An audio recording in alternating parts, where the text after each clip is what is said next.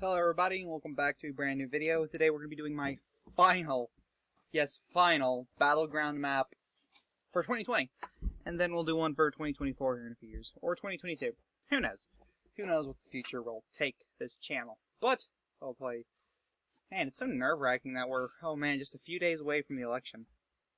Oh man, it's kind of scary, isn't it? And then we'll start filling out the Battleground Map. Safe Republican states, of course. Alaska, Utah, Montana, Wyoming. You know, most of the red wall going to Donald Trump.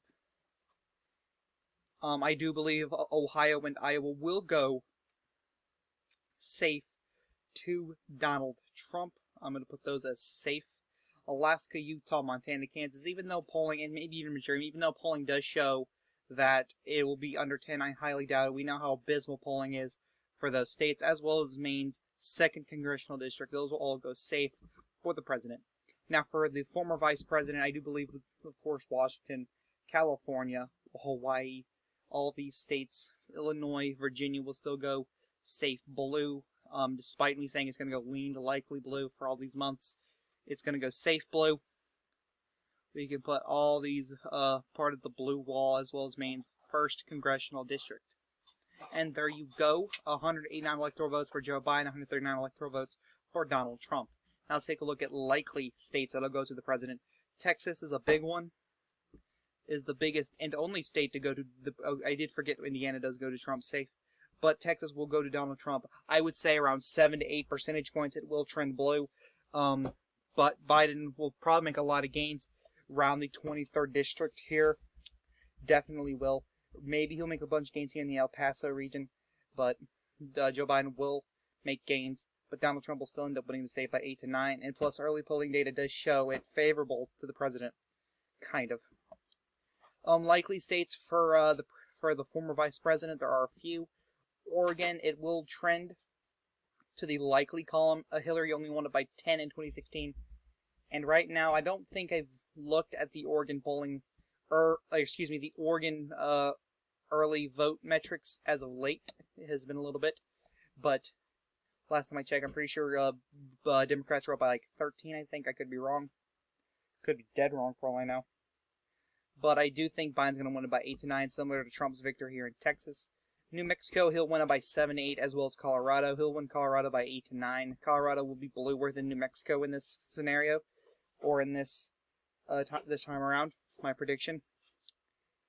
And that's it. Now let's take a look at lean states, lean Republican states. This is going to shock you, but Nevada will go lean. Right now, Republicans are only down 5,500 votes in Nevada, according to Target Smart, which is favorable to Republicans, which they're doing a lot better than they should. It's supposed to be a D+31 environment, but they're doing so well in most of these battleground states. I do think Trump's going to win in Nevada by roughly 1.1% roughly. Arizona, they're doing well down in Arizona as well. Again, Target Smart has them down by only a few thousand votes, and they're not supposed to be. The Democrats are supposed to have a huge lead in this early vote by mail matrix, but they're not. So I do think Donald Trump's going to end up winning Arizona by roughly 2 to 3, similar to what he did last time. I think he won it by 3 to 4, but I do think he's going to win it, even though months of us saying it's going to go blue to tilt red.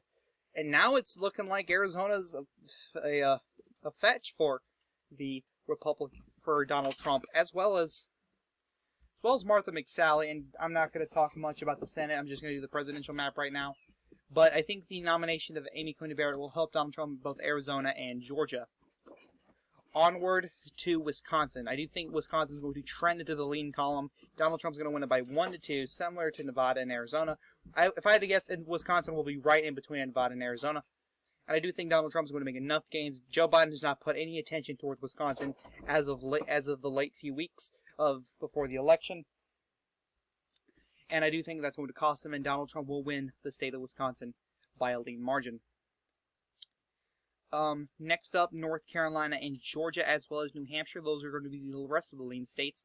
North Carolina, Georgia, pretty explanatory. I don't think I've ever had them going outside of the lean column except Georgia.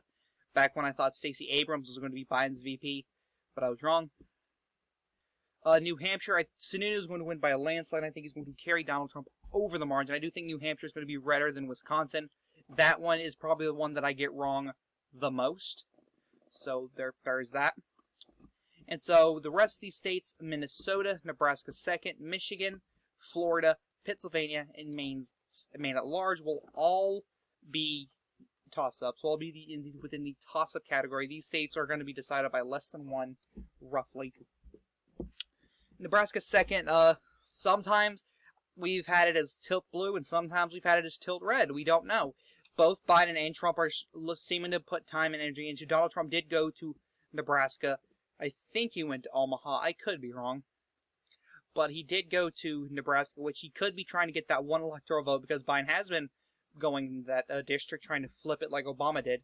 But we're just going to find out come November 3rd. Minnesota. For the longest time, we've had it as tilt red, then we had a tilt blue, then lean blue. Now it's back into the toss-up category. The Minneapolis riots hurt both candidates greatly. But I felt like we didn't know who it helped, actually. We didn't know.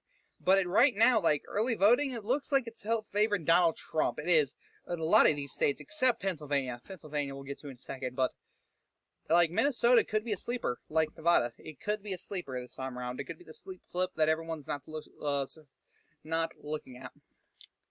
In Michigan,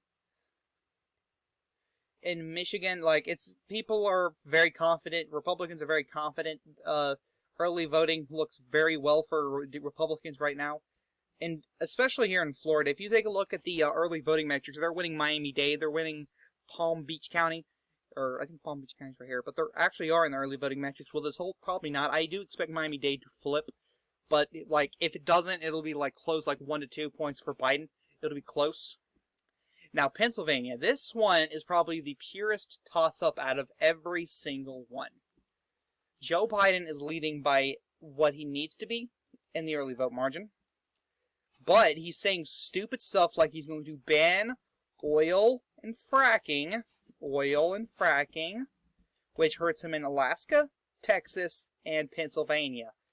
But Joe Biden has been campaigning his ass off in Pennsylvania, to the point where it would be a shocker to some people that he doesn't win it. Honestly, it's just a tough call to make. Now, Maine at large, this one is, I'm going to be making a lot of risks in my final prediction. I'm going to be making a lot of risks. And Maine at large is my biggest risk. But anyway, guys, this is the Catic one saying, peace.